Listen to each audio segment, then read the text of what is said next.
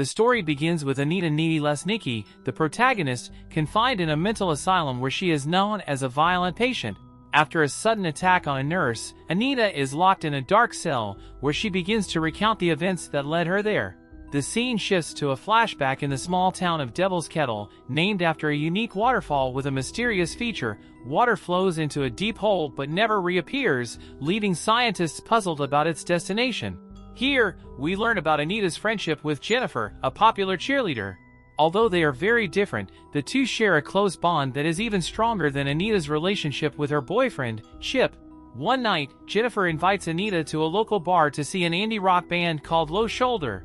At the bar, Jennifer is drawn to the lead singer, Nikolai, and goes to talk to him. While Jennifer is getting drinks, Anita overhears Nikolai discussing Jennifer's virginity with his bandmates, claiming she is perfect for their project. Anita feels uneasy and later tells Jennifer about it, but Jennifer brushes it off. The band begins their performance, and everyone gets lost in the music. Suddenly, an electrical short circuit sparks a fire that quickly spreads, engulfing the bar in flames. Chaos erupts as people in the bar rush to escape the flames. Amidst the panic, Anita and Jennifer manage to climb out through a bathroom window. Strangely, the band members are already outside, calm and unbothered.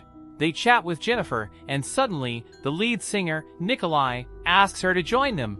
Anita is unsettled, but Jennifer, without hesitation, agrees and gets into their van, ignoring her friend's warnings. After they drive off, Anita returns home and, shaken, calls her boyfriend, Chip, to tell him everything.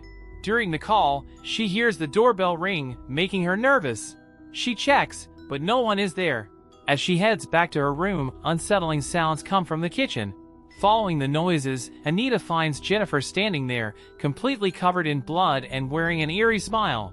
Jennifer's behavior becomes even more disturbing as she opens the fridge and ravenously devours raw chicken.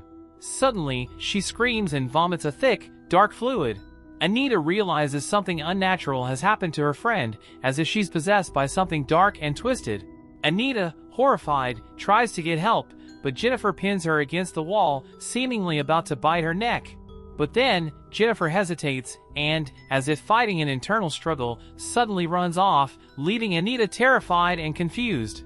The next morning, Anita is visibly shaken and worried about Jennifer after the frightening events of the previous night. But to her surprise, Jennifer arrives at school looking completely fine, brushing off Anita's concerns. During class, the teacher offers condolences for the lives lost in the bar fire, leaving everyone saddened, everyone, that is, except Jennifer, who appears indifferent, even mocking the tragedy. Anita feels uneasy, sensing something strange with Jennifer and suspects it may have to do with the band, Low Shoulder. Anita confides in Chip about Jennifer's disturbing behavior, describing her evil appearance from the previous night, though Chip dismissively suggests it could have just been too much to drink. Meanwhile, Jennifer approaches Jonas, the football team captain, who is grieving the recent loss of his best friend in the fire. Jennifer comforts him and then leads him to a secluded area in the forest behind the school. As she seduces him, birds and animals mysteriously begin to gather around them. When Jonas tries to ask about it, Jennifer's appearance changes and she suddenly attacks him, brutally killing him. Jonas's screams echo through the forest, reaching a nearby professor, who rushes to the scene only to discover Jonas's body horrifically mutilated. That evening, Anita and Jennifer talk on the phone, with Anita still haunted by everything that's happened. Jennifer urges her to move on, reminding her that life is short and suggesting she stop worrying. During a phone call with Anita, Jennifer suddenly burns her own tongue with a lighter, yet, to Anita's shock, she seems completely unharmed. Just then, Anita's boyfriend Chip calls, informing her about the murder of Jonas, making Anita even more uneasy. Meanwhile, the band Low Shoulder rises to fame with a false rumor that they saved people during the fire. Their popularity grows, and eventually, they're invited to perform at a school charity event, boosting their reputation even further. The story then jumps to a month later, where the community, including Anita, is finally moving on from the tragic fire. However, Jennifer seems strangely weak and worn out. One day after class, she and Anita are walking down the hall when a classmate named Colin asks Jennifer on a date. Surprisingly, she agrees and sends him her address, inviting him over. Later that night, while Anita and Chip are spending time together, Colin heads to Jennifer's place. When he arrives, he finds an isolated, half-built house but enters anyway, eager to meet Jennifer. She soon appears, and things seem to go smoothly at first as she seduces him. For a few minutes, it's an exciting experience for Colin until he notices something unsettling in Jennifer's eyes. Sensing danger, Colin tries to escape, but Jennifer quickly transforms into her monstrous form. She attacks him viciously, killing him and even drinking his blood in a gruesome display. During an intimate moment with Chip, Anita starts hallucinating, seeing Jonah's spirit on the couch and blood dripping from the ceiling. Terrified, she abruptly leaves Chip's house, and as she drives away, she almost hits Jennifer, who is drenched in blood. Panicked, Anita rushes home and locks herself in her bedroom, trying to calm her racing mind. Lying down, she suddenly realizes Jennifer is in her room, appearing calm and uninjured. Before Anita can react, Jennifer unexpectedly kisses her, trying to ease her nerves. Then, Jennifer reveals a shocking truth: the band, Low Shoulder, had taken her to the strange waterfall to sacrifice her as a virgin offering to Satan in exchange for fame. However, since Jennifer wasn't actually a virgin, the sacrifice went wrong, and she survived. Jennifer explains that, although she survived the ritual, she became permanently possessed. She recalls waking up unharmed, despite being stabbed repeatedly by the band members. As she walked home that night, she was overwhelmed by hunger and ended up killing and devouring a foreign exchange student, who was later presumed to have died in the bar fire. In a final, shocking confession, Jennifer admits that on the night she visited Anita covered in blood, she had planned to kill her too but stopped because of her lingering affection for her best friend. Jennifer explains that after she feeds, she gains incredible strength and can withstand any injury without feeling pain. To demonstrate, she cuts her hand, creating a large wound that quickly heals itself. Horrified by what she's witnessing, Anita asks Jennifer to leave. Jennifer complies, jumping from Anita's second-floor window, about 13 feet off the ground, landing without a scratch. Determined to understand what's happening, Anita begins researching paranormal phenomena. She heads to her college library's cult section, reading about occult rituals and sacrifices to Satan. After extensive research, she learns that Jennifer is a succubus, a supernatural creature that feeds on flesh.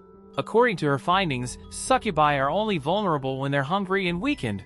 Anita shares this disturbing information with her boyfriend, Chip, hoping for support, but he dismisses her concerns, suggesting that she might need mental help. As they argue, Anita suddenly realizes that staying close to Chip could put him in danger. With a heavy heart, she decides to break up with him for his safety, though she's also frustrated by his attitude. She even warns him not to attend the upcoming college event, fearing Jennifer's presence.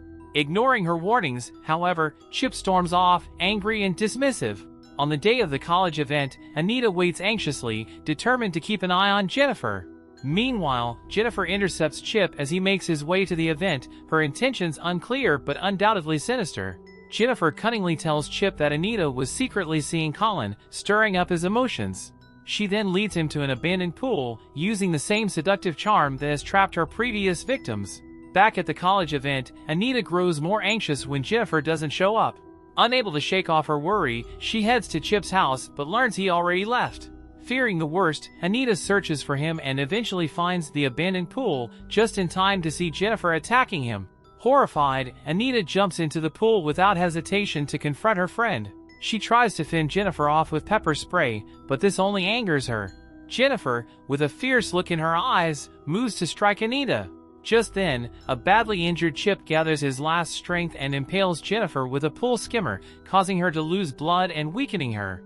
Realizing her vulnerability, Jennifer retreats. Anita rushes to Chip's side, cradling him in her arms. They share a heartfelt goodbye before he passes away, leaving Anita heartbroken and filled with fury. That night, she heads to Jennifer's house, climbing through her window to confront her. A brutal fight ensues, with Jennifer gaining the upper hand by biting Anita on the shoulder. Despite being wounded, Anita refuses to give up and fights Jennifer with everything she has. During the struggle, she grabs and rips off Jennifer's BFF necklace, which causes Jennifer to pause. Taking advantage of this moment, Anita plunges a utility knife into Jennifer's heart, killing her for good. Moments later, Jennifer's mother walks in and finds Anita on top of her daughter's lifeless body. This shocking scene explains why Anita ended up in the mental asylum. It is also revealed that due to Jennifer's bite, Anita has inherited some of her supernatural powers. In the final scene, Anita uses her newfound abilities to break out of the asylum. She hitchhikes, telling the driver she's following a band. During the credits, home videos and crime scene photos show that Anita has hunted down and killed each member of Low Shoulder in their hotel room, avenging everything they put her and Jennifer through.